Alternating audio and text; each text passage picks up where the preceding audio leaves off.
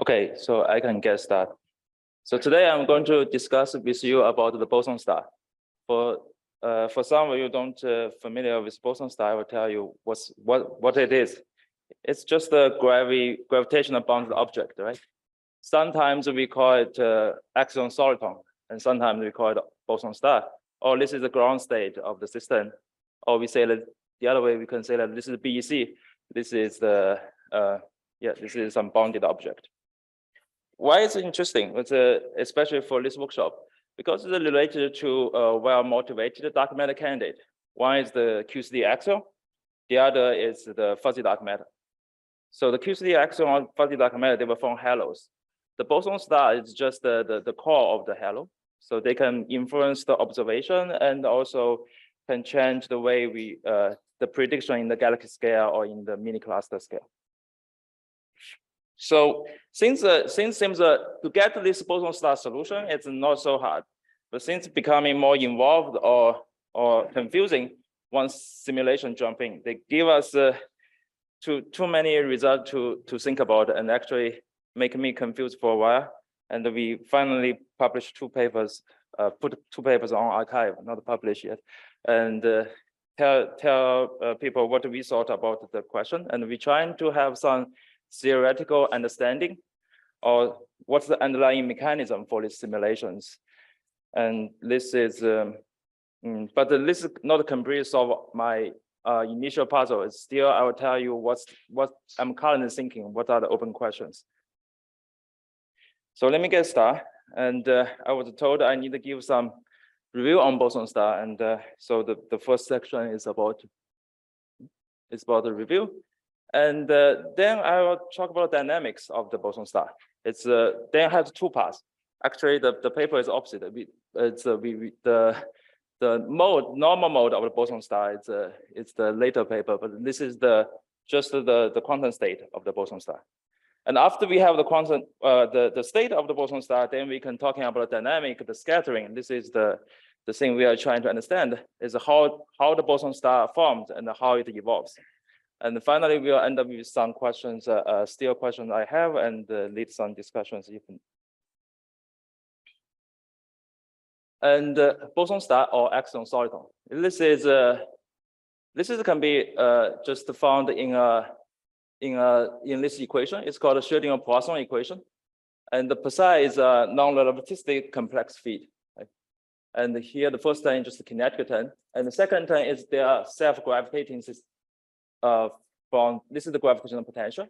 The gravitational potential given by it can be solved by the Poisson equation, and this is just coming from their self-gravity, and because the m psi square is the energy density of the system.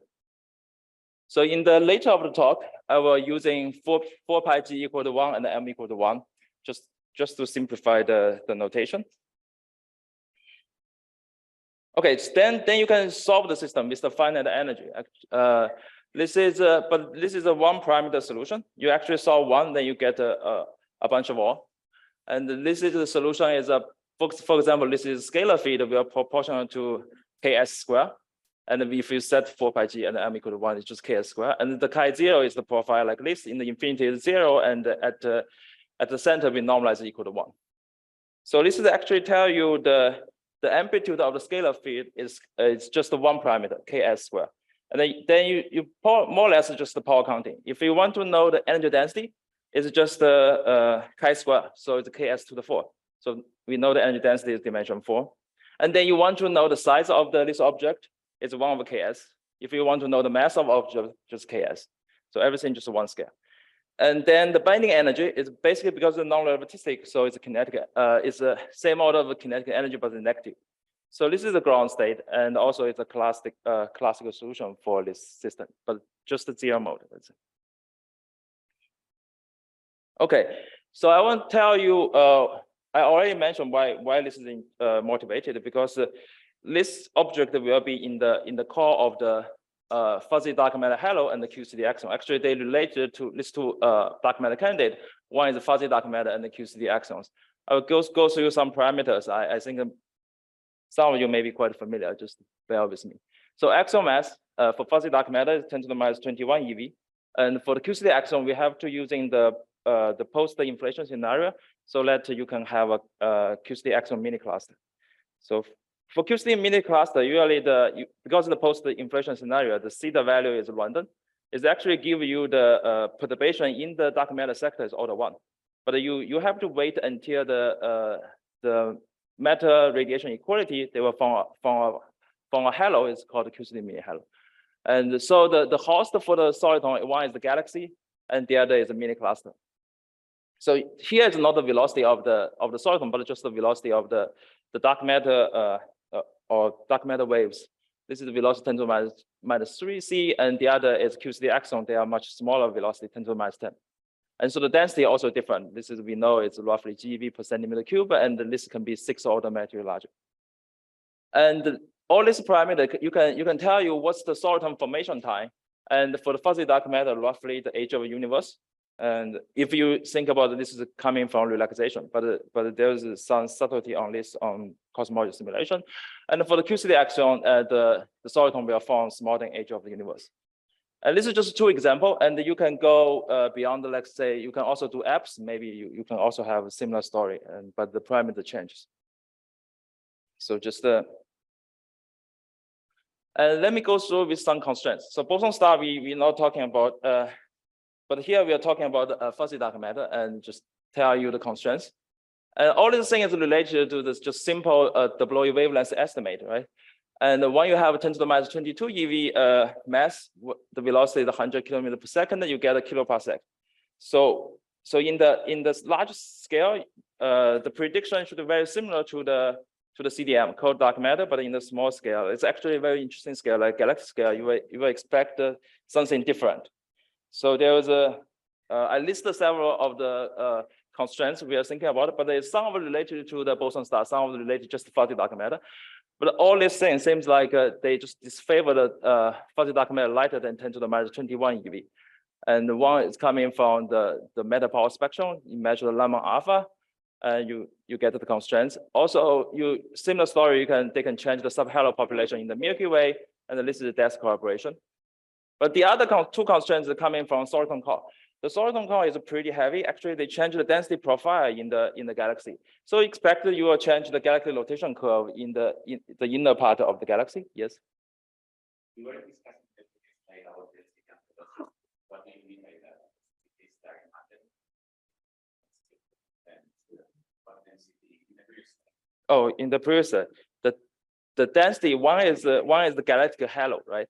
We know the density, yes. But there was a mini cluster is much smaller. They are formed in the early universe. It's like matter radiation dominant universe. This is some substructure. It's then the density is much larger. You can have some peak density, but still consistent with the observation. But they are tiny. They are tiny. It's not. Velocity is typical the virial velocity. If they form a structure, they have virial velocity. Yeah, we know in the galaxy scale, but we know for the mini cluster it's much smaller. We don't know such a small scale. Okay. So okay, back to here. It's like the soliton core. You can definitely change the galactic rotation curve observation, especially for the inner part.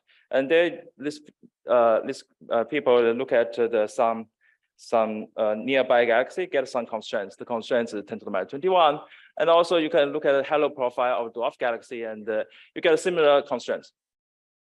So people right now don't mention 10 to the minus 22 and think about the fuzzy dark matter like now it's 10 to the minus 21. But it's very natural thinking about the structure inside the halo, because it's a wave packet. They actually have interference, and then there's order 1 fluctuation in the density. They will have a dynamic heating of the star in the especially in the ultra-finite dwarf galaxy and near Dalan group, and also Nemea group think that the MA should be larger than 10 to the minus 21. They don't use the soliton. They just using they don't use the soliton. They just using there's an axion wave packet. They are moving together. The interference they get order 1 density perturbation. These are all the constraints. Yeah. What does soliton mean? You missed the first part. Okay. Soliton is just to reiterate. Yeah, it's okay. It's good. It's good. Soliton is the just we say that there is some if we have a non-relative scalar field and with gravity, and if you solve the let me go back. Oh, if you just solve you can just solve the equation of motion with the Schrödinger-Poisson equation. You find some gravitational bounded object. This is the ground state. It's a classical solution, and the binding energy is negative. This is what I mean. What I mean by soliton. Okay, so actually you can turn off some of the constraints to future observation. Let's constrain to the lighter mass. For example, it's the same as the galaxy rotation curve. They can change the modified galaxy rotation curve in the center of a galaxy. They can same thing. They can hit the star, but they don't. Near Dalla didn't consider the soliton. Maybe the soliton also have random work. They can also hit the star. And here in the whole talk, I didn't introduce self-interaction. I didn't talking about the axion coupled to the photon. In principle, you can add them. Then in some mass parameter range, you can get a burst of axion, and called is coming from the soliton. And also this axion may be decayed to the photon resonantly, and then give the radial emission signal. And also this can have lensing signal, etc. So as I said, things becoming more interesting or more confusing, and when you have a simulation. So there's a bunch of cosmology simulation people did. What they observed is this is the density slice of the simulation. You can see that they go to large scale and the small scale. And large scale maybe still you can say that it's similar to the CDM, but let's say it's especially from low scale. They found that it's not quite smooth. There's some granular structure in the halo. This is basically just the axion wave interference. They are moving very fast. And let's go even inside. They see that for most of the galaxy, and then you found a soliton core. And the core is they have this is the density profile here. This is from different group, but you see that this is blue line is the cold dark matter and NF, roughly consistent with NFW. And for the fuzzy dark matter, this is NFW, and then you have the green line is the simulation result. You see that there is you can fit well by the soliton core plus some NFW outskirt profile. So actually, there was a more thing is like they found it's found immediately when the structure forms, and we still don't understand why. But this is their observation. Since there was one relation they found in the simulation. This is depending on some people call it the soliton host halo relation. So they want to see this correlation, right? The correlation is here is the soliton mass. Here this is the halo mass, and they are correlated. They are correlated with this relation, the soliton mass proportional to mh to the power of 1/3. It seems like there's a lot of scattering, but it's the relation is very clear. Just you can see it, and it can be easy to derive. Just assume that soliton mass, as I told you, because the dimension 1 is proportional to ks, is the ks is the character scale of the soliton, but the halo mass is just pure gravity. You can compute it. It's proportional to kg. Kg is the typical velocity of the halo. Or you can say that this is virial velocity or virial momentum. And if I equating the two things, they are same order, and then you will satisfy this relation. So it means that they know if you know the soliton, if you know the halo size, you almost can predict what's the size of the soliton, and also their simulations are limited, but you seems can extend their result to different axial mass.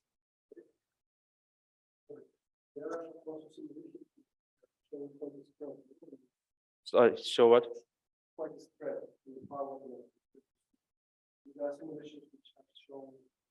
You mean this simulation?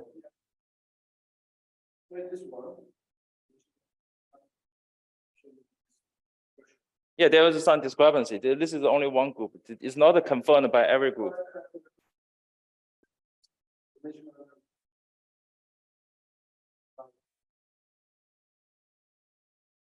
I don't quite understand. Which we can talk later. Let's okay.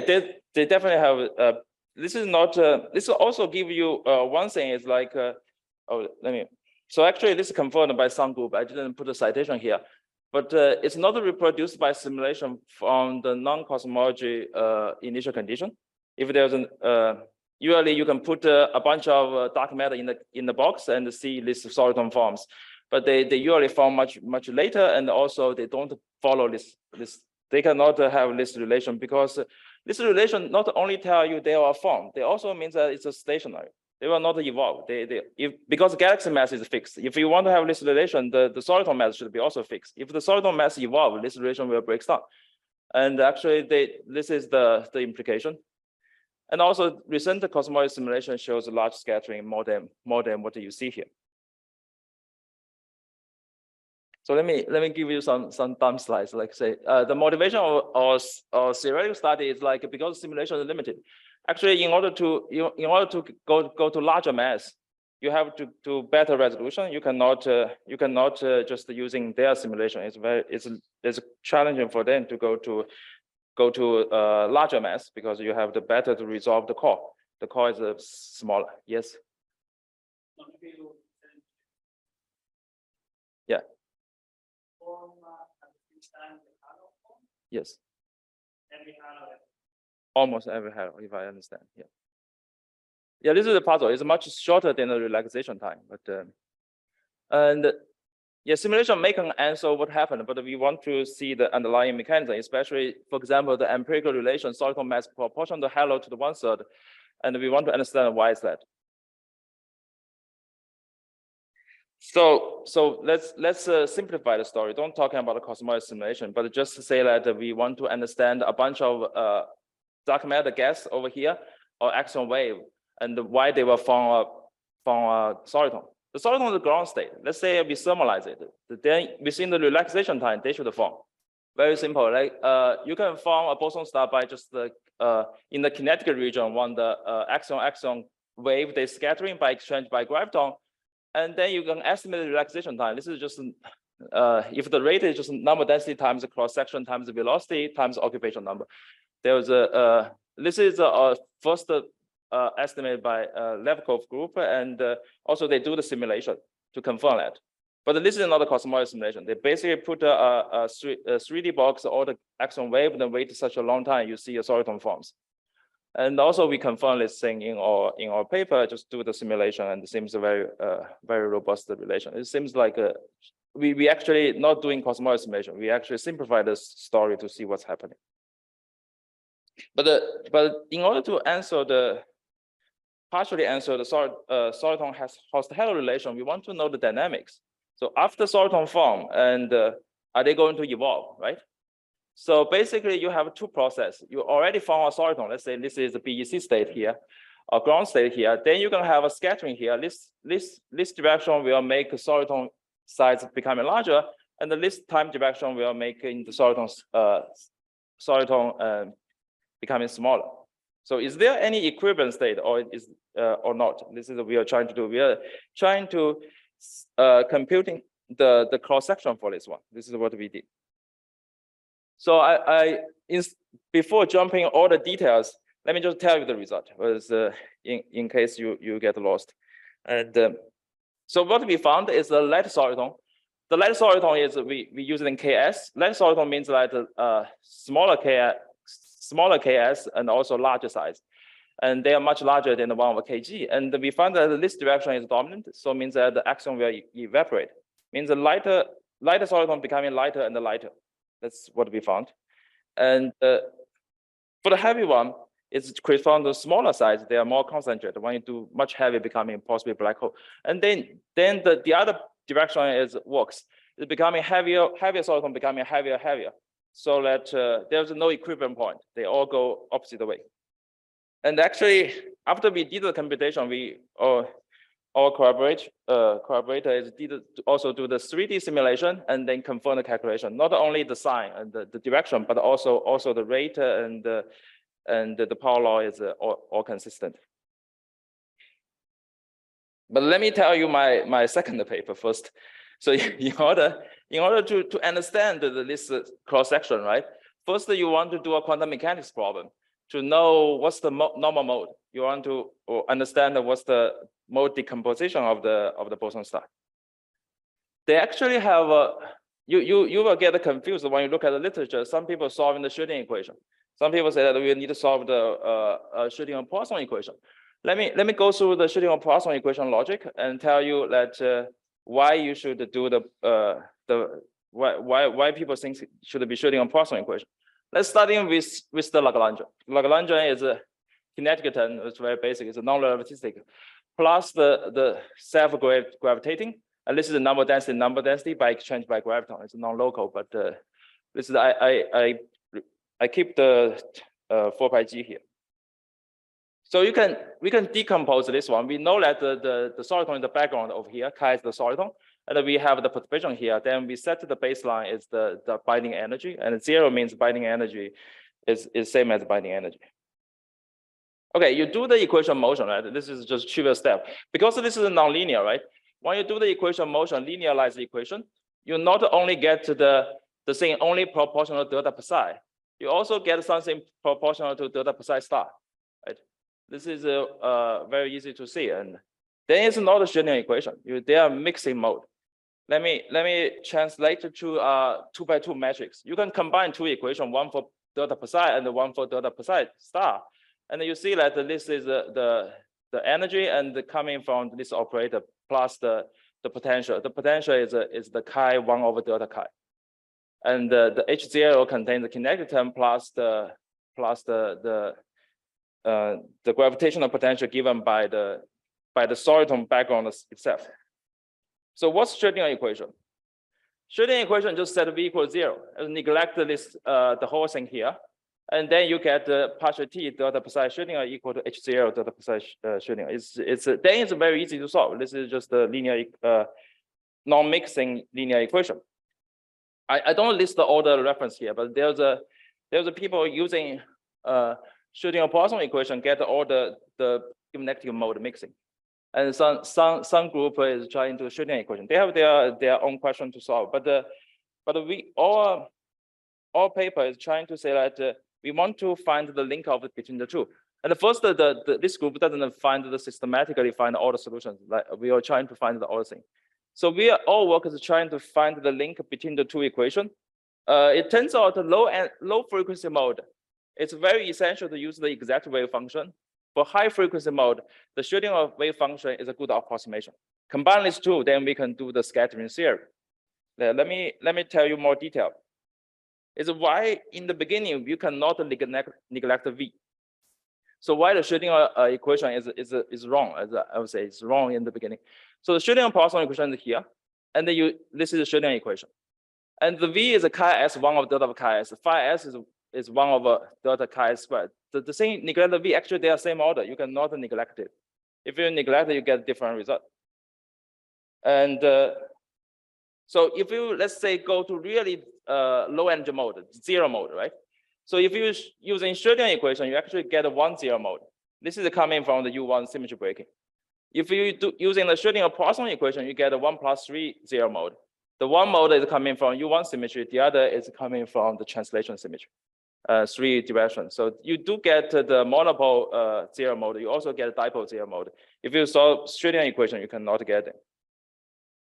So let me talk about the monopole, and actually this is the monopole solution for phi 1 and phi 2, and you know that this is the equation for the soliton, and then you can find that this is the monopole solution. And we solve numerically, and this is the purple line is phi 1, and the dotted orange line is phi 2, and the Schrödinger one is the same, but up to a normalization. This is the 0 mode. They give the same result. For the dipole, you can also know that the soliton satisfy this equation, or you know this is translation. Actually, delta chi should be the 0 mode in the dipole, and actually we found that in the numerical code, this is the phi 1, phi 2. They are overlap. They are the same, and this is the Schrödinger equation. They have off by factor few, I guess. And I give you a few more examples, but just to flash you the few more example. And here, and you see the this is phi 1 and phi 2, and they're quite different from the Schrödinger equation. But let's go to high frequency mode. The high frequency mode is, this is the low frequency. Let's just make L equal to 3 and N equal to 1. And the large L and large N. The phi 1 will overlap with the phi, for Schrödinger, phi 1 will overlap with the Schrödinger wave function. But the phi 2 is close to 0. When you increase the L and increase N, the Schrödinger equation is a good approximation.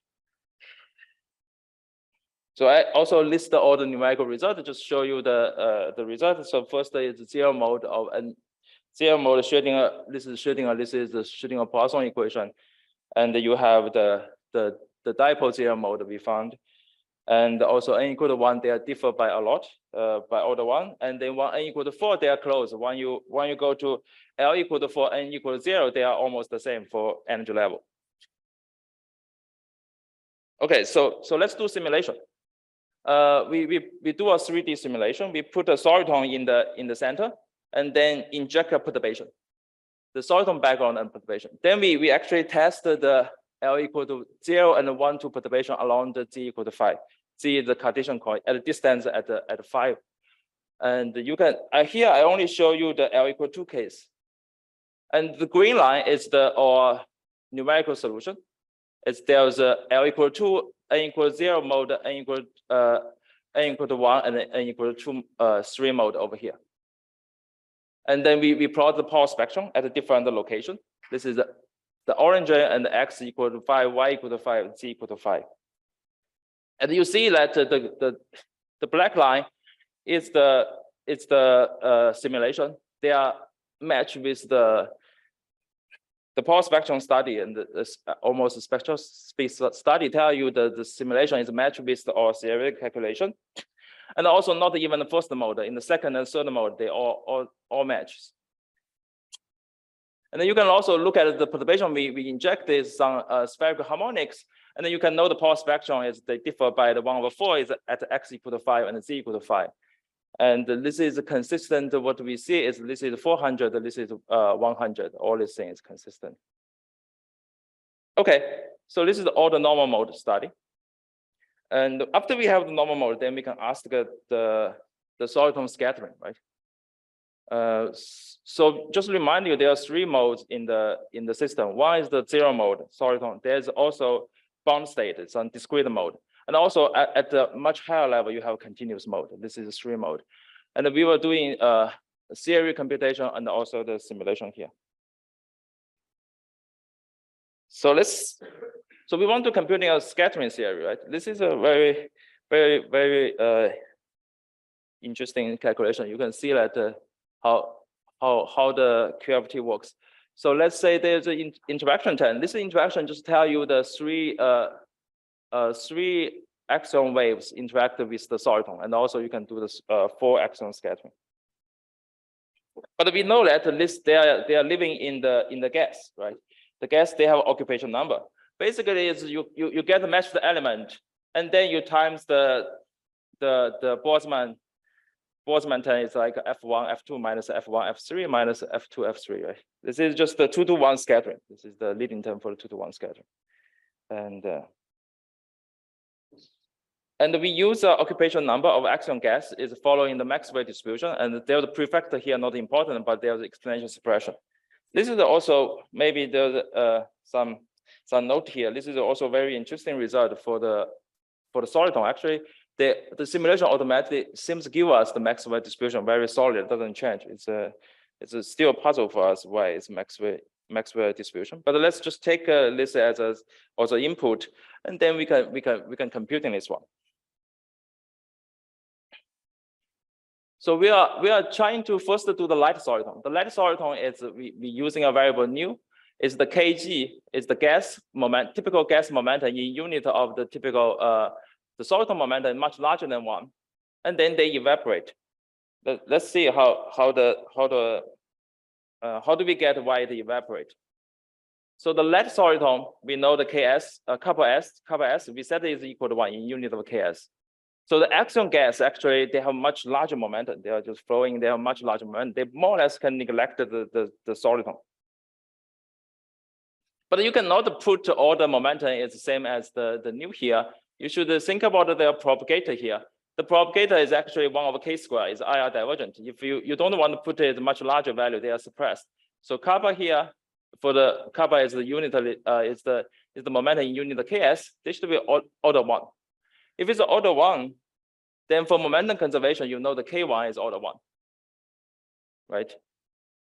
And because they are exchanging momentum in the k equal to 1, just the energy momentum conservation, you know the k2, k3 should be order nu, but much larger than 1, but the k2 is close to k3. And in this case, F2 is very close to k3. Oh, sorry, F2 is very close to F3. Is the occupation number are very close. So just rewrite our rate is F1 times F2 minus F3 total minus F2, F3. And if the F2, F3 is very close, just neglect it. Actually, the only thing left is just the minus F2, F3 times the measured element square. It's definitely negative, right? So only have one direction, so it's evaporate. Let's the lighter one evaporate the logic. Okay, but we haven't do any calculation. And why the reason I show you all the Schrödinger wave equation and wave function and the Schrödinger-Poisson wave function is here. It's first is we want to see we already tell you that the Axion waves 2 and 3 are plane wave for light soliton. So we can know that they're just a plane wave, which is e to the kx, right? This is what we know, and we know that then we can compute the measured element, and this is the combination of 2 and 3, and this is soliton, and then this is the particle 1 here. They have the mixing of the positive and negative frequency mode. So the measured element is not equal, it's proportional. There's also a momentum integration as well. But here we still don't know how to compute it because unless we want to list all the wave functions here. So what we do is like we use Schrödinger wave function. So this is what the people normally do. Let's just replace this to Schrödinger wave function. And then we can do it. The reason we can do it is like we have some rule. The Schrödinger wave function have the complicity relation. Then when you square it, you can use the complicity relation. There's a minus thing is because we want to remove the zero mode. It shouldn't include it in the calculation. And then the whole thing can be done. It's like you can get the cross sections, and that's all. But this scattering is IR divergent. It's actually they do miss some important ingredient. Why is IR divergent? Let me just show you example, just dipole. And let's just using the Schrödinger mode. Let's see why there's IR divergence. It's the same equation here, but here I'm using the Schrödinger mode, but here's the wave, the soliton wave function. And the J1 is the Bessel function because we are doing L equal to 1, and then instead of e to the kx, we replace the J1 kr. And the J1 kr, when we're talking about IR mode, you can expand it, right? You have the leading one plus all the other terms. Okay, if you trust my calculation, it's like the rate actually there's a momentum integration, and the measured element square actually give you k square. So this is IR log divergent, and we don't believe there shouldn't have IR divergence for a physical process. So how do we resolve it? So actually we have to go back to the exact dipole mode, and using the orthogonal condition for the exact mode, and they were orthogonal to r radius times chi0. But this is not for zero mode. You can prove it, and also you can also know that Schrödinger equation this doesn't satisfy it. Then basically you can just adding a 0. This is a 0 we add because the r chi0 times this one is 0. So we just minus a 0 here, then the first leading term is canceled. There's no IR divergence.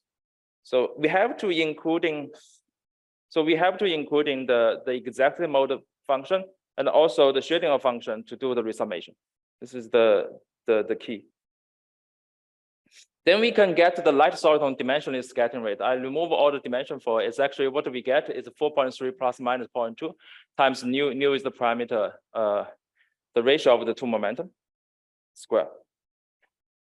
So the 4.3 is like just to repeat here. So the low energy level mode, we use the exact solution For the high energy mode, we have to use the summation from the Schrödinger equation solution. And there's uncertainty. This is coming from because we are trying to use the Schrödinger equation. We know that the difference between the Poisson, Schrödinger-Poisson, and then this is the uncertainty we estimate. So that's the light soliton computation.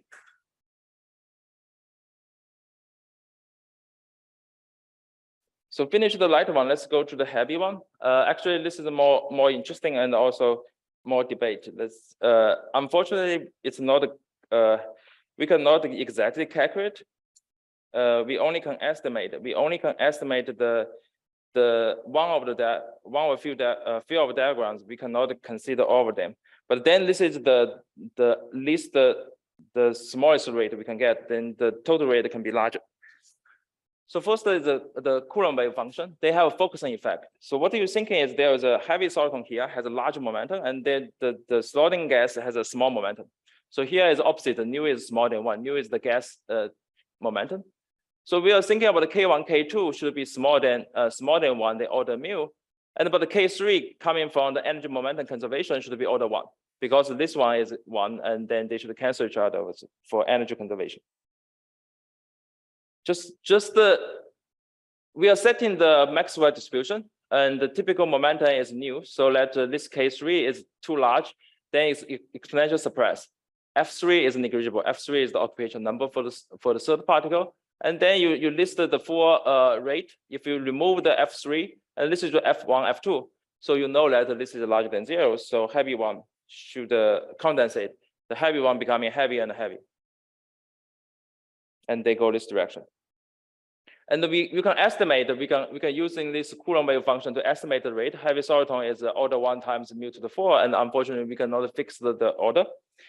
The reason we say this is the only part of the diagram, because we only include in the continuous state, and we haven't included the bound state. The bound state, the momentum is 1. They possibly don't have this suppression. They possibly can give a much larger rate. We don't know. So that's the computation we have. Yes. Graviton. Yeah. They're just self-gravity, right?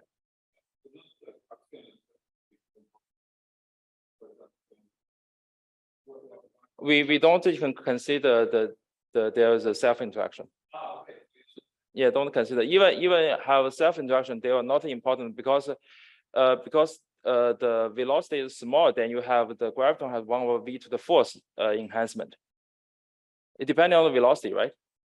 The self-interacting is yes, non-relative, but the graviton propagator is 1 over v squared, right? Yeah, you can depending on parameter. Actually, for fuzzy dark matter, I think this graviton exchange is more important. Yeah.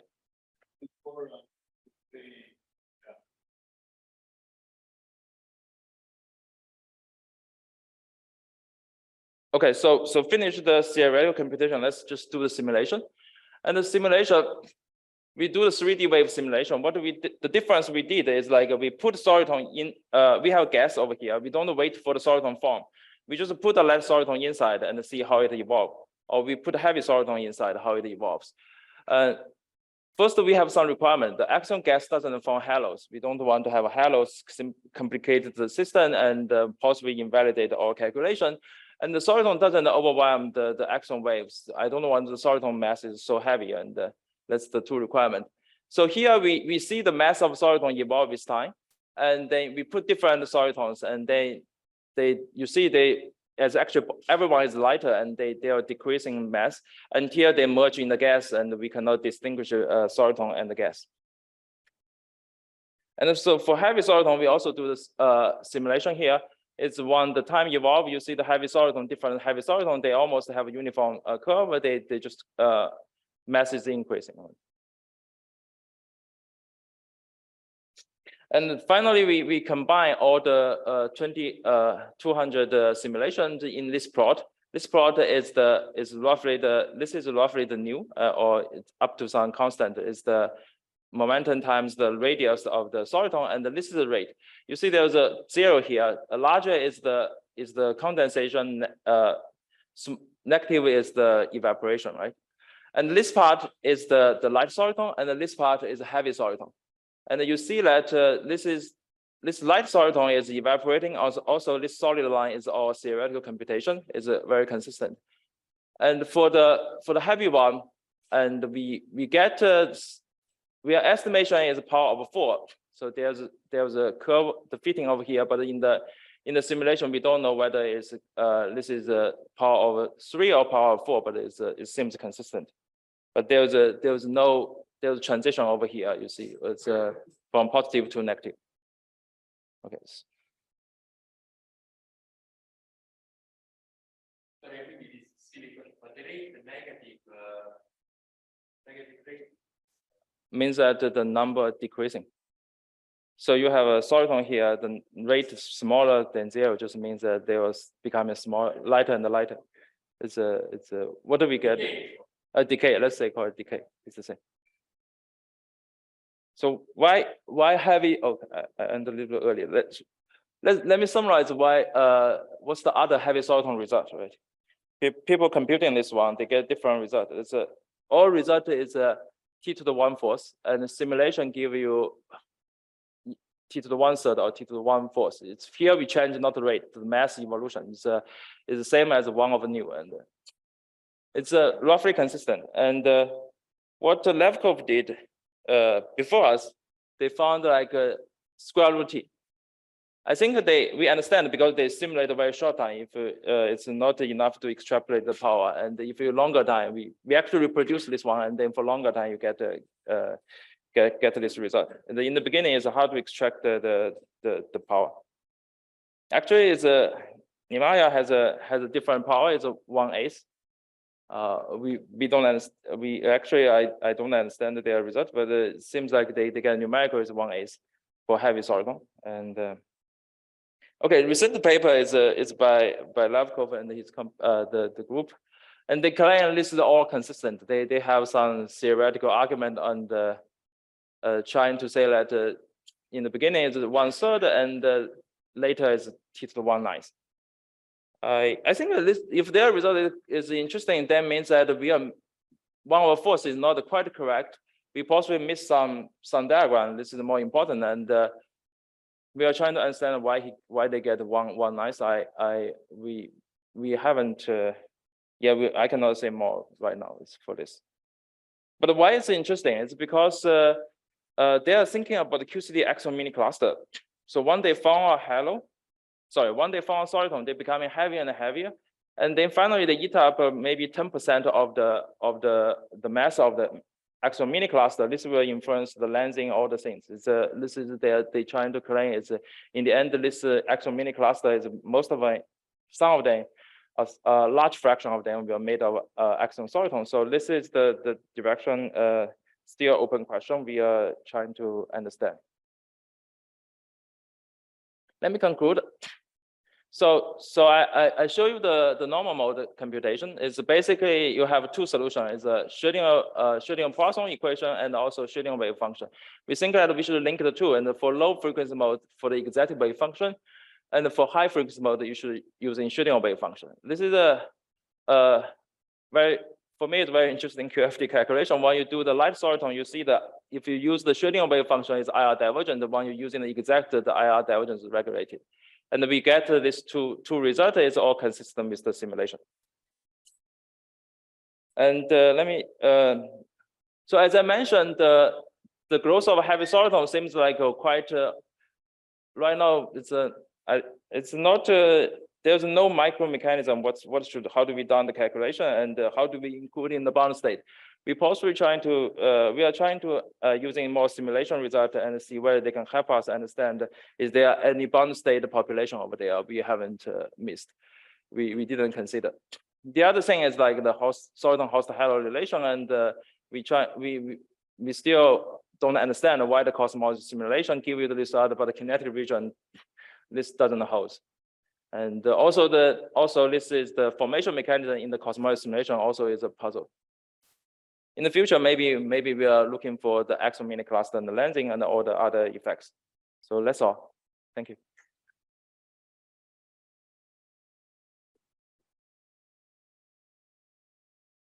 Time for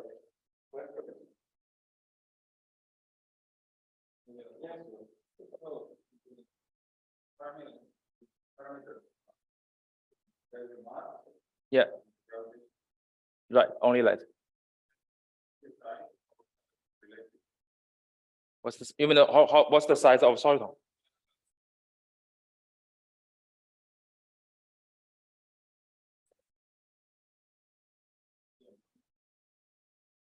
So the size of soliton is a one parameter solution, can be anything, but depending on this parameter Ks. But the Ks is fixed, everything is fixed just by dimensional analysis. And that's the reason it's not just a single state. It's they can increase or decrease. They're all solutions. They all satisfy the solution because you can actually do the rescaling of the equation. They are the Poisson equation. They are all satisfied.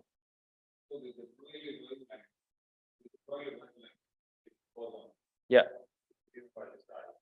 Right.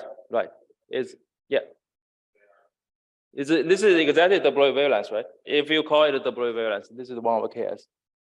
Yeah. But it's not the Dipole wavelength of the surrounding gas. So this cosmetic simulation exactly tell you the Dipole wavelength of the Axion gas should directly relate to the Dipole wavelength of soliton. Then you have their relation. So if you know the size of if you know what's the surrounding area, then you know what's the soliton size. Yeah, the idealized soliton is just a one parameter solution, and they can rescale, they can shrink. That's the reason they can increase or decrease. They are both these are the solutions. Yes. This result is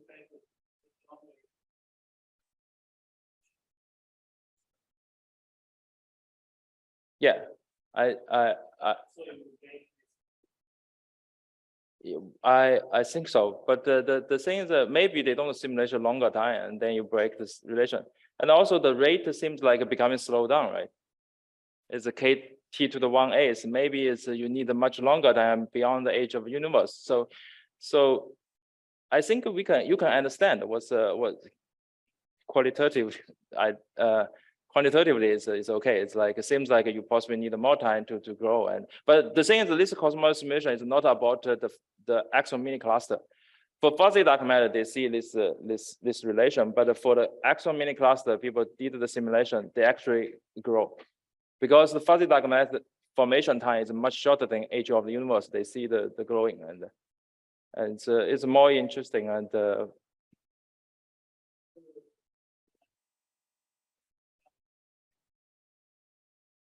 eventually most of the accidental halo in the post-star, it seems that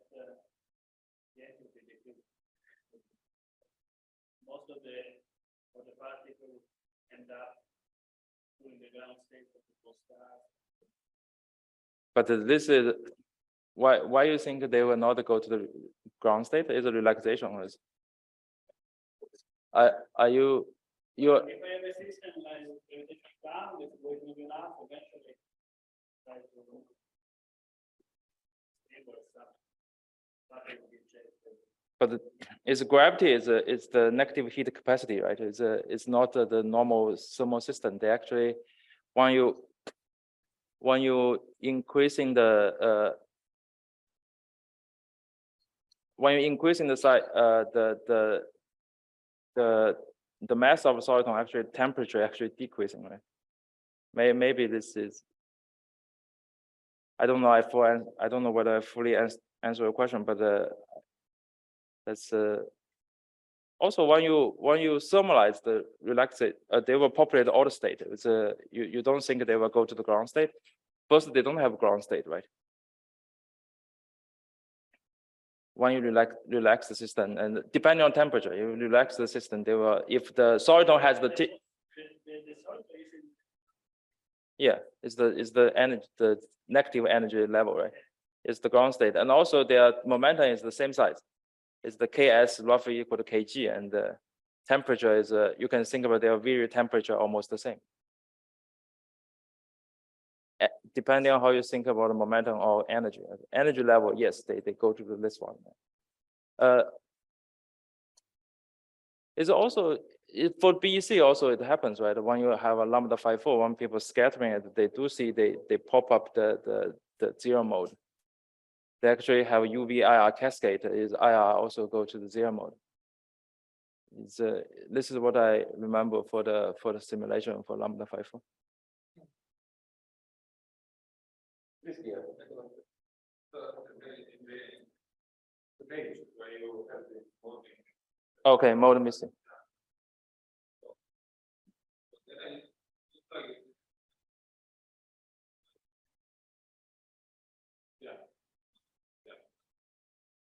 So here because the tie is essentially Right. Right. Right. Right. Yes, annihilation and the A and A dagger. But if it's just the non-relativity, actually you only have A, right? But yeah, here's a mixing, right? And then now if I do the transformation, then it looks like you immediately see part of the space, right? You can see part of the space because you see it makes tie inside vector. Right. Now I can do the transformation. And when I go to new mode, there I will then go to rotation, and that's the particle shape. Yeah, we exactly do the Borg transformation. It's this yeah, this is what we do. And So what's the range? And then you set the range for participation rate. Particle creation rate or what is even the Sorry, to produce particles. they will not produce particles. Soliton is the soliton. They need a scattering to produce particle. How can you have soliton itself?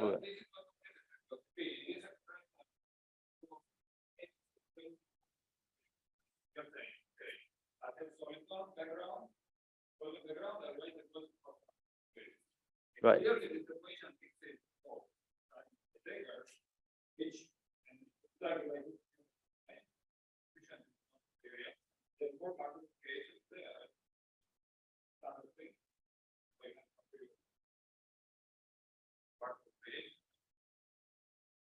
There's a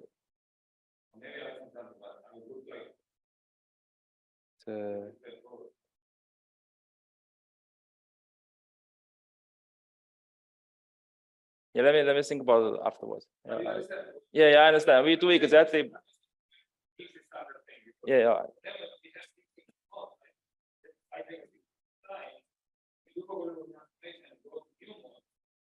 Since it's a canonical transformation, new modes for the new modes, the vacuum is no longer a vacuum for them. So correspondingly, the vacuum now is completely. And that always happens whenever I mix modes. I usually happen. But that would be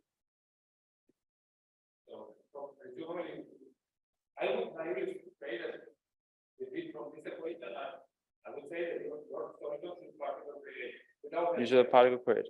It's a because you have a negative mode. You can particle create. You have phi acting on the vacuum and then. Because you are neglecting the reaction part. Well, I'm saying it's the reality. Yeah. I think when you focus on transformation, you see that you're part of the space. Yeah, but this creation is because you are affecting the background side. Yeah, it's a Yeah, he said it.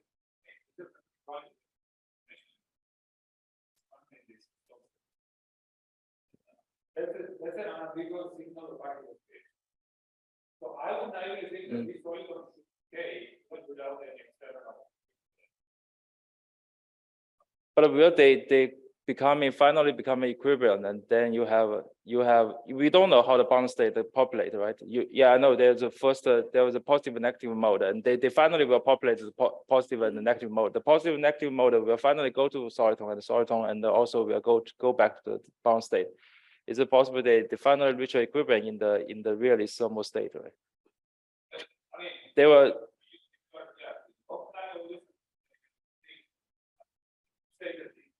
Within the validity position, still particle creation.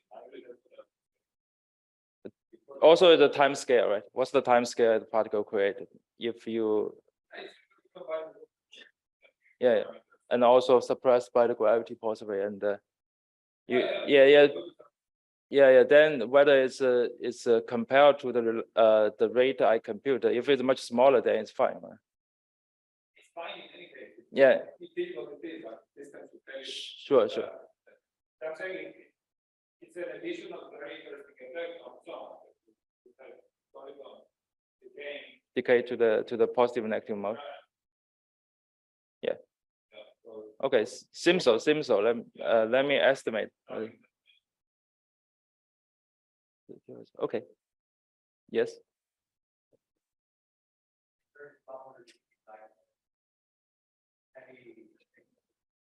Oh, what's the boundary between heavy and the light boson star, right? Exactly the cosmology simulation, if they found they are in the boundary. If we don't know, actually, this is the exact region we don't know how to compute. We know how to do so there's so both of them have a typical momentum. If they are the same order, this is the boundary. If the Ks is the soliton momentum larger than Kg, then it's heavier. So this is a heavy one we can estimate. The lighter one we can compute, but in the middle is the one they form, and we don't know how to compute. So this has to rely on the simulation. But this is the boundary. If it,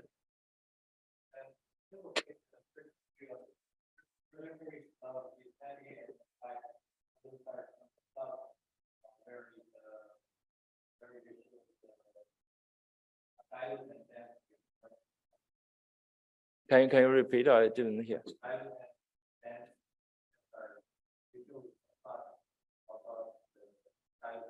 Okay. Yes.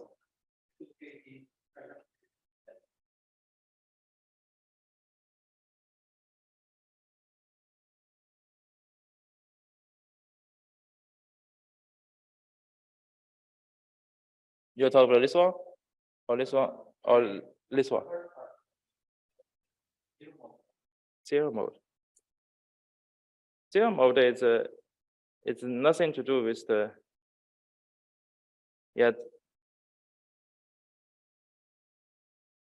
I don't quite understand. What is my zero mode part?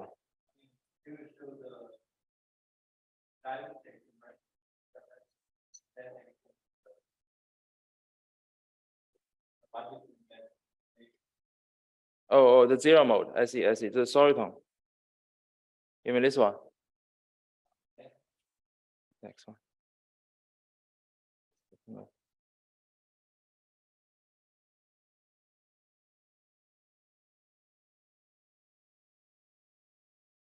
Do you know what's the question? I remember that.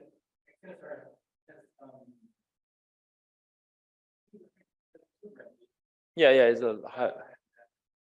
Oh, you mean that one? I see. When you're adding a self-interaction, yes, there's a dilute, and it's for here we don't. You have to go really boson star. You have to really go to massive one, and then so this is go beyond this scenario. So here we still when we say heavy in terms of your the dilute the dense boson star is much lighter compared to that one. You have to really go to much heavier one. Then self interaction is more important. Then you have a boson nova and all the thing. Okay, this is a different primary space. So that's the reason I say I neglect the self interaction.